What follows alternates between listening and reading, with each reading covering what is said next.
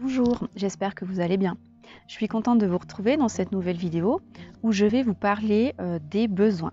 Donc c'est un sujet qu'on aborde très fréquemment dans les séances de sophrologie. En fait, on essaye d'identifier nos besoins internes pour arriver justement à satisfaire ces besoins, ce qui nous procure une vie plus épanouie et surtout on se découvre et on arrive à être soi-même dans toutes les circonstances de nos domaines de vie. Pourquoi est-ce si important de combler ces besoins? Quand nos besoins ne sont pas comblés, ne sont pas satisfaits, ce qui va se passer, c'est qu'on va commencer à avoir des émotions qui vont être difficiles à vivre. Alors, je vous donne un exemple. Vous allez commencer à avoir des moments où vous êtes triste. Vous allez avoir des moments où vous êtes très en colère. Vous ne savez pas vraiment pourquoi, mais vous êtes très en colère et vous allez peut-être être agressif avec votre entourage.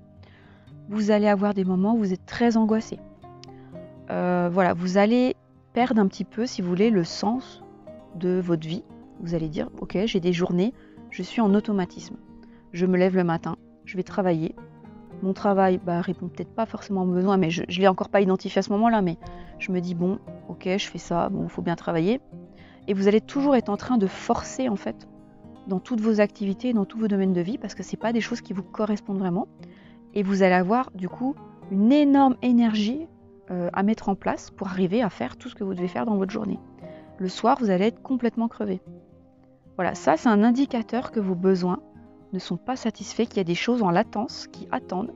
Et votre corps, en fait, il vous envoie des signaux qui peuvent être très perturbants et très fatigants pour vous dire écoute-moi, écoute-moi, écoute-moi, ce que tu fais, ce n'est pas toi, ce n'est pas ton besoin, c'est pas ça que tu devrais faire en ce moment.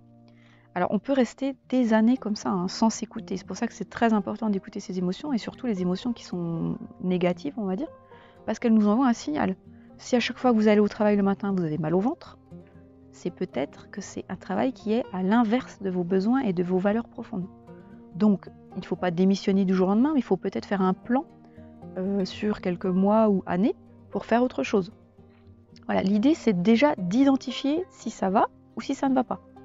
Il y a des gens, ils vont très bien, quoi. Ils se lèvent le matin, ils ont une énergie folle, ils font toute leur journée, ils ne voient pas passer le temps. Et le soir, quand ils rentrent, ils ont la satisfaction de leur journée bien faite. Ils se couchent avec le sentiment du bienfait bien accompli. Donc là, ça veut dire qu'ils sont tout à fait en phase avec leurs valeurs et leurs besoins internes. Ils n'ont même pas besoin de faire de travail de développement personnel ou quoi. Et puis, il y a beaucoup d'autres personnes, j'en connais donc beaucoup, et je pense qu'il y en a de plus en plus, qui ne sont pas dans ce cas-là, qui se lèvent le matin, qui font des choses par automatisme, ou alors des choses qui leur plaisaient avant et qui sont devenues en fait des automatismes, et ils rentrent dans une routine en fait. Et le risque de ces personnes, d'être une personne comme ça, c'est que vous vous forcez, parce que vous dites j'ai pas de solution, de toute façon je dois faire comme ça, je vois pas ce que je pourrais faire d'autre. Et à un moment, c'est tellement dur à supporter que soit vous faites un burn-out, soit vous faites une dépression, parce que votre corps il en peut plus. Parce que c'est trop énergivore de faire des choses qui ne sont pas en phase avec nos besoins internes. Voilà pourquoi c'est important d'écouter ses besoins internes et juste de les trouver si on ne les a pas comme ça trouvés de base, et d'aller dans des actions concrètes pour essayer de les satisfaire. Alors il faut tout d'abord s'imaginer en fait que l'être humain a des besoins depuis qu'il est né jusqu'à la fin de sa vie. Et ces besoins, ils changent tout au long de sa vie. Je vais vous prendre un exemple. Par exemple, quand vous êtes une jeune maman, vous venez d'accoucher, vous avez un besoin fort de repos parce que vous êtes fatigué, vous dormez très peu, et vous avez également un besoin souvent de connexion énorme avec votre enfant qui vient de naître. Et ça, c'est quelque chose qui va évoluer au fil des années. Si vous passez une dizaine d'années, 15 ans, vous n'aurez plus du tout forcément le même besoin avec vos enfants de connexion, mais peut-être de partage. Parce qu'ils seront plus grands, vous aurez plutôt un besoin de partager des choses, des expériences avec eux, et ils auraient peut-être besoin de voyager. Donc les besoins évoluent. Moi, j'avais énormément besoin de reconnaissance et de confiance en moi pendant de nombreuses années. Donc j'ai été plutôt dans des missions de vie qui m'apportaient en fait cette reconnaissance et cette confiance en moi de l'extérieur, ce qui n'était pas forcément l'idéal, parce que vous allez voir que le besoin, c'est plus intéressant d'essayer de le satisfaire de soi-même, enfin par soi-même, de façon interne. Donc j'avais énormément ce besoin, donc je suis allée vraiment dans des choses pour avoir ce besoin de tu es capable de faire. Et puis quand j'ai petit à petit ce besoin s'est estompé au fil des années, Et à un moment donné, j'ai vu que tout ce que je faisais allait dans le sens de ce besoin, donc c'était plus du tout adapté à mon style de vie. Et donc là, je suis arrivée dans une nouvelle phase à ce moment-là, où j'ai eu besoin de faire d'autres choses, d'autres objectifs. Donc je vous en parlerai dans la deuxième vidéo également. Donc c'est important d'identifier en fait dans quelle phase de vie on est, quels sont nos besoins actuels. Alors on n'est pas obligé de tous les identifier, mais au moins les 3 principaux, pour arriver à avoir une vie, on va dire, plus accomplie par rapport à ça, jusqu'au moment où ça va changer, on va l'identifier de nouveau, et on va adapter notre style de vie, nos activités dans tous nos domaines de vie, pour aller plutôt vers ce besoin-là. Quand vous êtes dans le non-respect, on va dire, de vos besoins, vous devez sans cesse gérer des émotions qui sont stressantes, fatigantes, qui vous rendent triste, etc. Vous devez toujours reprendre le dessus, vous forcer à faire des choses. Donc c'est très très fatigant, c'est très énergivore. Et petit à petit, en fait, ça peut mener des personnes vraiment dans des états de burn-out ou de dépression. Donc ce qu'il faut, c'est essayer plutôt d'écouter vos besoins avant d'arriver à cet état et des fois corriger le tir sur certains domaines de votre vie. Vous n'êtes pas obligé de tout changer dans vos 5 domaines de vie. Mais il y a des fois des choses où il faut faire des modifications et vous allez voir que vous allez être beaucoup mieux dans vos émotions et dans votre corps. Et voilà, avoir l'impression de respirer de nouveau, etc. Votre corps, il vous ment jamais. Quand vous avez mal au cœur, mal au ventre, mal à la tête, que c'est dur, que vous êtes angoissé, que vous avez des sueurs, etc., c'est que vous n'êtes pas en train de faire quelque chose qui répond à votre besoin. Donc il faut pas le prendre à la légère, il faut écouter ça. Et après, vous pouvez avoir une réflexion sur comment je peux faire pour changer tout doucement cet aspect-là de ma vie. Alors, une des premières choses que je fais avec mes clients pour justement arriver à déterminer leurs besoins internes, donc c'est eux qui les déterminent, c'est jamais moi. Personne ne sait pour vous ce que vous avez besoin, ce dont vous avez besoin, personne. Il n'y a que vous qui pouvez savoir au fond de vous quel est votre besoin. Et ça peut être des choses très très surprenantes. Donc il faut être ouvert à tout. Donc la première chose que vous pouvez faire, c'est prendre, il y a tout un tas de livres, alors moi je pourrais vous mettre la référence d'un livre en dessous de la vidéo qui donne des listes de besoins, donc il y en a tout un tas, et puis vous lisez cette liste et vous essayez de repérer les 3 mots, les 3 besoins qui vous parlent le plus sur cette liste. Et en général, c'est les 3 choses dont vous avez besoin aujourd'hui. Donc on peut après grouper les besoins en différentes catégories. Il y a déjà les besoins intérieurs, vraiment les besoins de choses à l'intérieur de nous qu'on a envie de développer.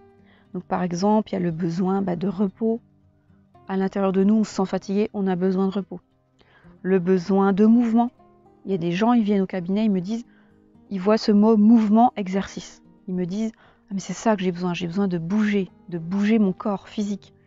Voilà, donc ça peut paraître basique, mais déjà si nos besoins de repos, de mouvement, d'hydratation, de lumière ne sont pas atteints, on ne va pas pouvoir aller sur des besoins de développement personnel plus compliqués. On peut avoir besoin d'abri, de lumière, de repos par exemple, de mouvement, de respecter un rythme. Ça, c'est des gens, ça c'est de plus en plus souvent. Il y a des personnes en fait qui ne sont plus du tout dans un rythme, vous savez, jour, nuit, etc., qui se couchent très très tard, qui regardent la télé très tard, qui se lèvent, qui n'ont pas assez de sommeil, etc. Ça, c'est déjà un besoin. Si on n'est pas là-dedans depuis plusieurs mois, plusieurs années, on peut déjà être extrêmement mal tous les jours et vivre nos journées comme des calvaires parce que notre besoin de rythme, il n'est pas atteint. Et il y a des gens qui ont besoin d'avoir une routine, un rythme très très marqué. Donc si vous êtes dans cette catégorie, c'est quelque chose que vous pouvez mettre en place assez facilement après. Besoin de sécurité. Alors ça, pratiquement tout le monde a besoin de sécurité, et notamment les femmes ont beaucoup besoin de sécurité, j'en vois énormément. Besoin de paix dans le foyer familial, paix dans le travail, parce que c'est quand même des mondes des fois difficiles. Besoin de réconfort. Et oui, même si on est adulte, on a besoin de réconfort. Parce que on a toujours notre enfant intérieur qui a besoin d'être réconforté. Donc c'est quelque chose qu'on peut s'amener à nous-mêmes tout seul. On n'est pas obligé d'être réconforté par quelqu'un. Là, je suis toujours dans les besoins internes. Besoin de soutien et besoin aussi récréatif, de se défouler, de se détendre, besoin de jouer, de rire. Donc c'est pas du tout quelque chose qui est à prendre à la légère. Au contraire, on peut faire derrière des activités qui vont aller combler ce besoin. Donc là, c'était la catégorie un petit peu des besoins, des ressources intérieures. Ensuite, on va avoir besoin d'aller faire quand même quelque chose de notre vie. Si vous voulez, c'est les besoins de notre mission personnelle. On est là pourquoi ? on aime bien, en tant qu'être humain, donner un sens à ce que l'on fait quand même. Et on a des valeurs. Alors on a des valeurs, bien sûr, qui ont été transmises par notre famille, notre éducation, mais on a surtout nos valeurs à nous, internes, qu'on va développer tout au long de notre vie. Il faut aller les chercher. Alors, il y a des gens qui peuvent être très attirés par la valeur, la mission, des choses qui sont relatives à la liberté, à l'indépendance, à l'autonomie, à l'émancipation. Ils ont vraiment besoin. Ça peut être, par exemple, les jeunes. Les jeunes, souvent, ont un énorme besoin de liberté et d'émancipation, hein. On peut avoir aussi un besoin d'identité forte, de savoir qui on est, un besoin de s'affirmer, affirmation de soi, d'authenticité, de confiance en soi, etc. On peut avoir besoin créatif, de créer des choses. On peut avoir un besoin de s'exprimer et un besoin aussi de réaliser concrètement des choses. Donc il y a plein de personnes, par exemple, si elles ne réalisent pas vraiment des projets ou des choses matérielles, elles ne se sentent pas du tout épanouies ou en accord avec leurs valeurs. Et puis après, on a tous les besoins aussi qui sont relatifs à notre environnement, avec nos relations familiales, de travail, etc. Donc là, ça peut être des besoins de partage, des besoins d'être empathique avec les autres, de chaleur humaine, de délicatesse, de tact, de gentillesse, d'honnêteté, de respect. Donc il y a tous ces besoins-là, partager des joies, partager des expériences, avoir des rituels avec les autres, avoir de la gratitude aussi et pouvoir l'exprimer. Donc, vous voyez, là j'en ai cité que quelques-uns, mais il y en a des dizaines et des dizaines. Il faut vraiment que, si vous voulez commencer par travailler sur quelque chose, il faut en prendre 2 ou 3 et déjà travailler sur ces 3 besoins-là qui vous manquent aujourd'hui et qui sont les plus importants pour vous. Donc vous prenez cette liste et sans réfléchir trop, vous allez souligner les 3 besoins qui vous sont vraiment les plus chers aujourd'hui. Et après, vous pourrez donc développer des actions, des activités, des plans d'action même en rapport avec ces besoins et vous vous sentirez du coup beaucoup plus aligné en fait avec vous-même et donc beaucoup plus heureux. Voilà. Donc je vous propose de visionner la semaine prochaine la suite de cette vidéo où je vous expliquerai mon expérience, par exemple avec 3 besoins que j'avais identifiés il y a quelques années, sur lesquels j'ai travaillé au quotidien pendant plusieurs mois pour arriver à changer des choses concrètes dans ma vie. Et vous verrez donc la méthode que j'ai utilisée, qui est expliquée dans un livre que je vous citerai, et vous pourrez voir un petit peu comment concrètement on met en place tout ça. Mais la première étape, voilà, n'allons pas trop vite, c'est de voir déjà dans votre vie actuelle, est-ce que tous vos besoins sont satisfaits, oui ou non? Et sinon, qu'est-ce qu'il y a encore à travailler actuellement? Et quelles seraient vraiment les 2 ou 3 choses les plus importantes pour vous en termes de valeur, de besoin? Donc là, on n'est pas dans du concret, hein, on est dans des choses profondes en fait, des choses un peu presque spirituelles. Il faut écouter votre corps et qu'est-ce qui vous dit quoi. Aujourd'hui, sans réfléchir, on n'est pas dans le mental. C'est pas une réflexion au niveau des besoins, c'est une écoute. On s'écoute, on écoute notre intuition, on lit ces mots et peut-être qu'il y en a 2 ou 3 qui vous parleront plus que d'autres. Donc c'est le premier exercice que je vous propose de faire. Et la semaine prochaine, nous verrons comment développer des actions concrètes par rapport à ce que vous aurez identifié comme besoin. Voilà, donc si cette vidéo vous a plu, je vous propose de vous abonner à ma chaîne pour être prévenu de la suite et de mettre un pouce vers le haut pour m'encourager. Merci beaucoup, à bientôt!